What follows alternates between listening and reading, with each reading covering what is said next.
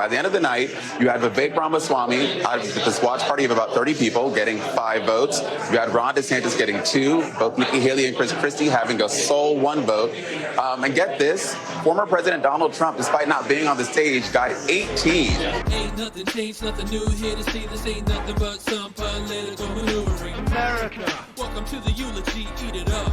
It's called political buffoonery. Hey there, everybody, and welcome to This Week in DUMBmocracy, where we showcase some of the dumbest newsmakers of the week. Yep, it was another debate last night, and yep, I could care less. But I gotta do the obligatory going through the highlights of it, because, listen, everybody loves drama, and debates are full of drama, so we'll be able to talk about some of it. Obviously, my debate analysis is the same as every other debate.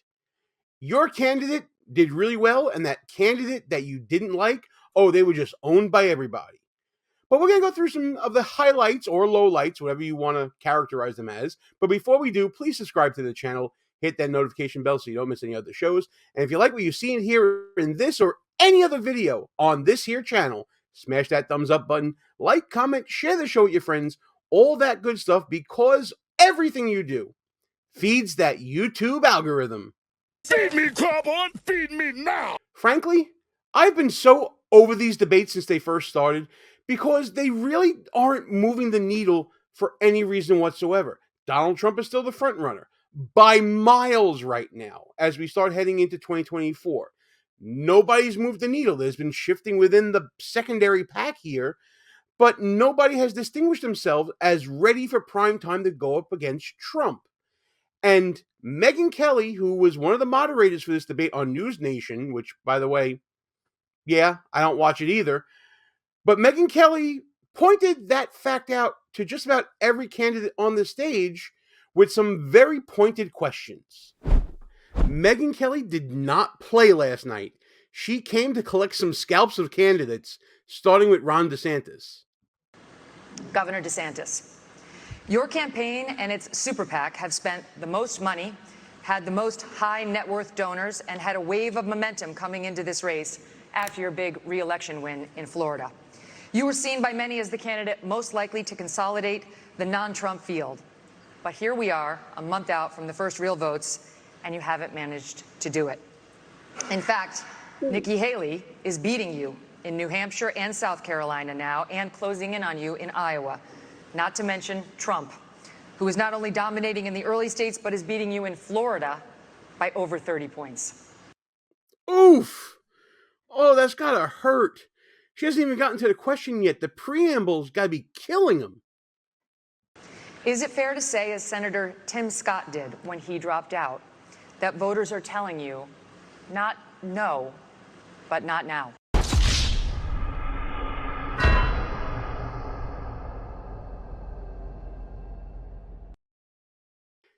That's a hard reality to face right there for Ron DeSantis. Now, don't get me wrong. Every candidate had their moment in these debates, but they didn't have any moment that would put them ahead of Trump. DeSantis right here, I mean, look at that face. He is not happy with that question. But neither was Chris Christie with a similar question from Kelly. He even said that you got into this race just to stop President Trump. His approval rating with Republicans is currently at 81%.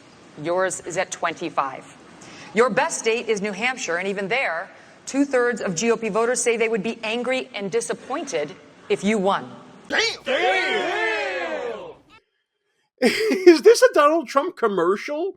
Megyn Kelly is just railing on these other candidates.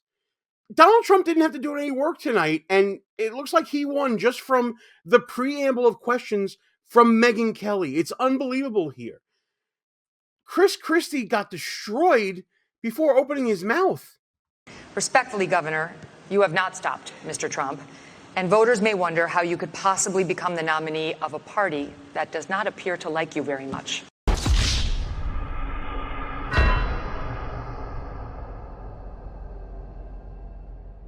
Oh my goodness.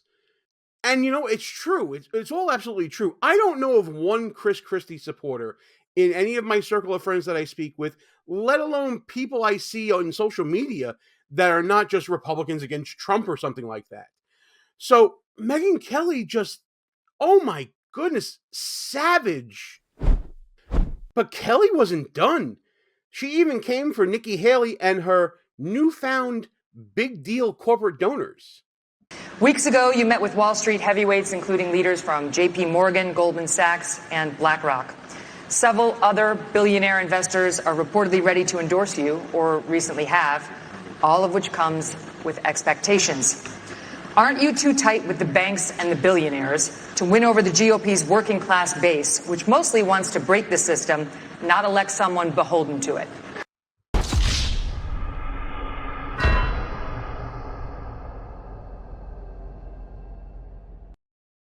Jeez, man.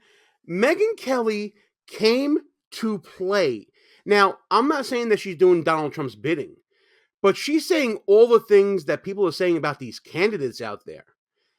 And when it came to Nikki Haley, it seemed like she was the target of everybody on stage, not named Chris Christie, that is, because she's been the one moving and shaking within that pack. So there were many moments when both DeSantis and Ramaswamy, especially Vivek Ramaswamy, came for Nikki Haley. Like what you see so far? Go ahead and smash that thumbs up button. Also, leave us a comment and tell us what you're thinking. And don't forget to subscribe so you never miss another show. At the first debate, she said that only a woman can get this job done. That's what she said. After the third debate, when I criticized Ronna McDaniel after 5 failed years of leadership of this party and criticized Nikki for her corrupt foreign dealings as a military contractor, she said that I have a woman problem. Nikki, I don't have a woman problem. You have a corruption problem. And I think that that's what people need to know. Nikki is corrupt. This is a woman. Bringing out the props. Listen, this is all entertainment to me. I know that this isn't a needle mover. I know that Donald Trump is far and away the leader of the field. But you got to admit, between Megyn Kelly and this now, it's entertaining as all get out for political wonks. I'm not saying the mainstream public that doesn't care about this stuff is going to be excited about a pad being held up. But this is just fun stuff for the politically engaged. And really, that's the only reason I'm watching this. Give me some popcorn and just let the insults fly. Who will send your kids to die so she can buy a bigger house. This is the problem. Using identity politics more effectively than Kamala Harris is a form of intellectual fraud, and it actually needs to end. There's our donor puppet master. Your boos mean nothing. I've seen what makes you cheer. It's getting crazy out there. The boos, the jeers, the cheers. Now remember, these debates are usually attended by supporters of the candidates. They'll pack in their own people. They'll get a certain number of tickets, and they'll have their own people there. So presumably the people that are booing are Haley supporters, and the people cheering is just about everybody else. It's all a very interesting dynamic for the optics of a debate. It's not representative of necessarily of the base of voters in a particular area or nationally or anything like that. It is simply who can put who in the seats. And in that respect, debates are very misleading when it comes to crowd reactions. So when I say that, hey, your candidate won and that other candidate you don't like just did really horribly, that's kind of what I mean here. It means that it's up to you really to decide who won, not what a pundit thinks, not what a supporter thinks or a donor thinks. It's really up to you. And so far, everybody I'm talking to is saying that all these debates don't matter. Trump is the one who's winning. But one candidate that definitely wasn't winning was Chris Christie. He was taking shots not only from the crowd for his anti-Trump rhetoric, but also from Megyn Kelly. Here she is again, going after Christie, this time over a substantive policy point of his. You do not favor a ban on trans medical treatments for minors, saying it's a parental rights issue. The surgeries done on minors involve cutting off body parts at a time when these kids cannot even legally smoke a cigarette. Kids who go from puberty blockers to cross-sex hormones are at a much greater likelihood of winding up sterile. How is it that you think a parent should be able to okay these surgeries, never mind the sterilization of a child? And aren't you way too out of step on this issue to be the Republican nominee? No, I'm not. because Republicans believe in less government, not more, in less involvement with government, not more in government involvement in people's lives. And you know what, Megan? I trust parents. Now, I get it. The most conservative position normally is to keep government out of your life.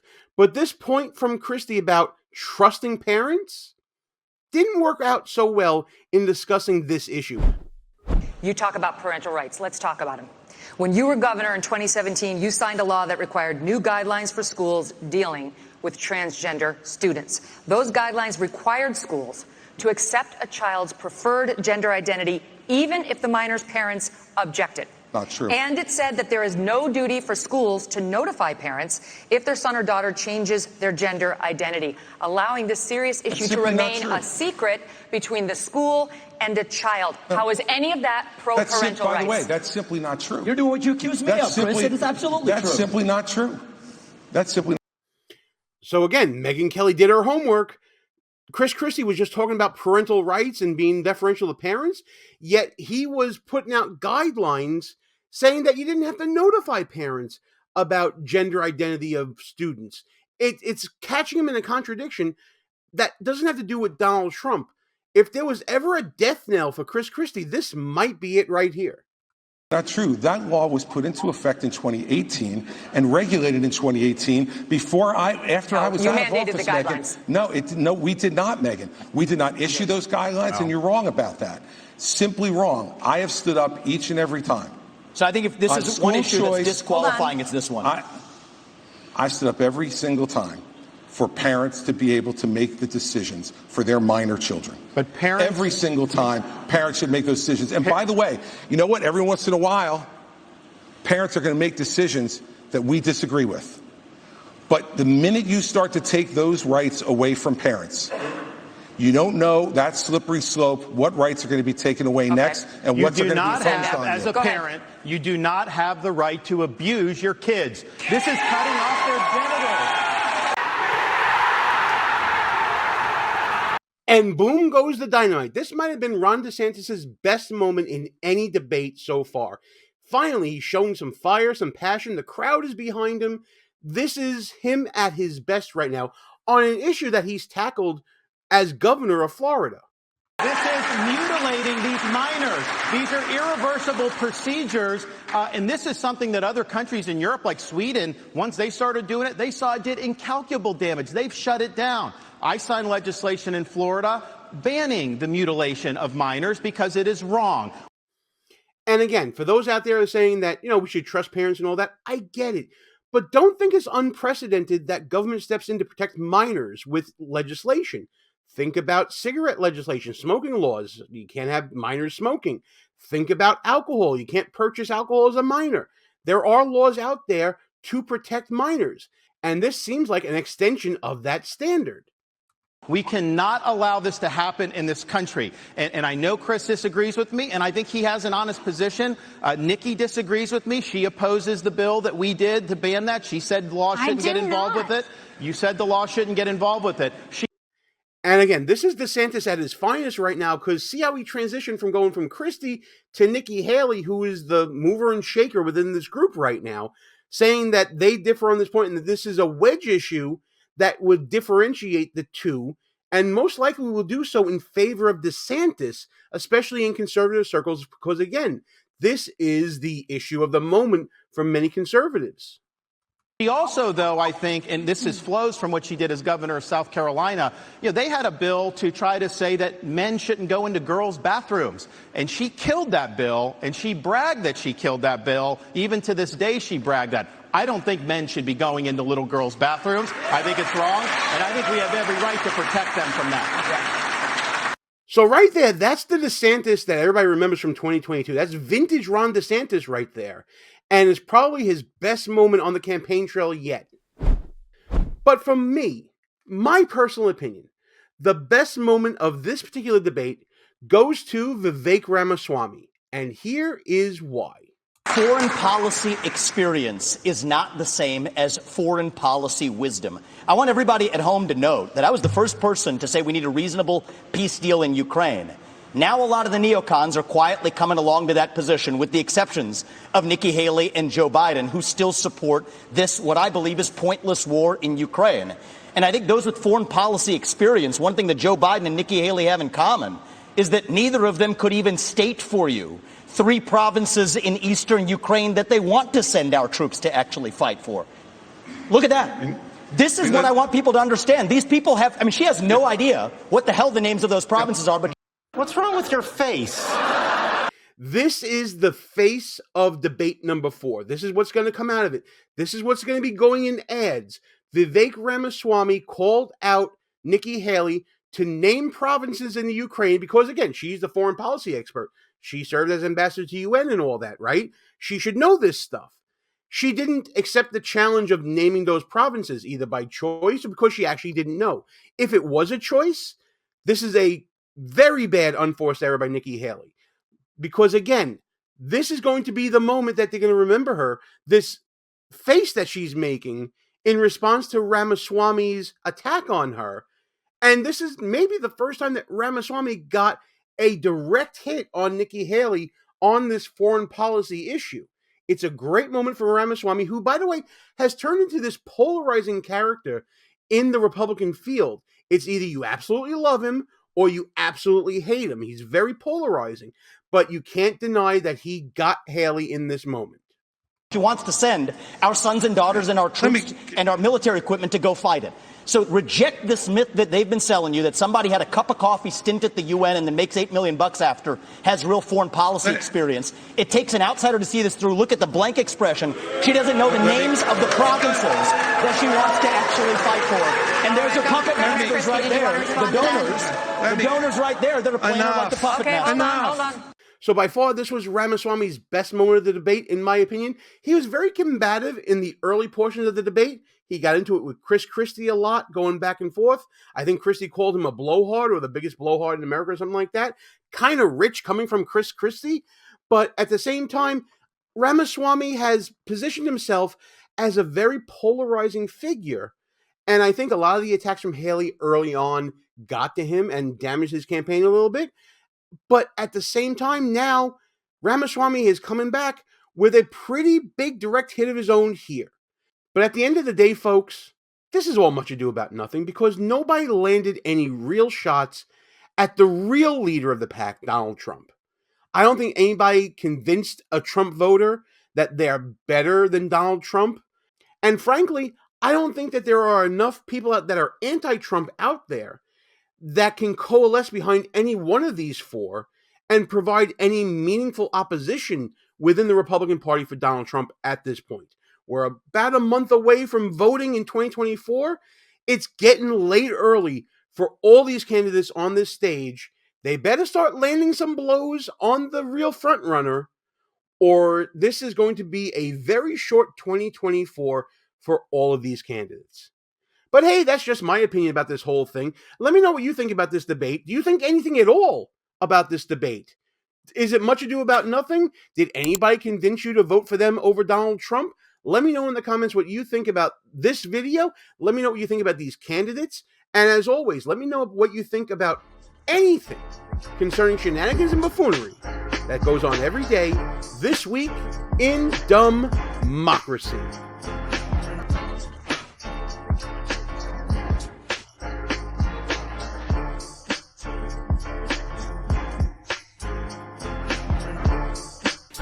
All views and opinions expressed here are not necessarily of the mainstream media and may offend some listeners. It's called political buffoonery.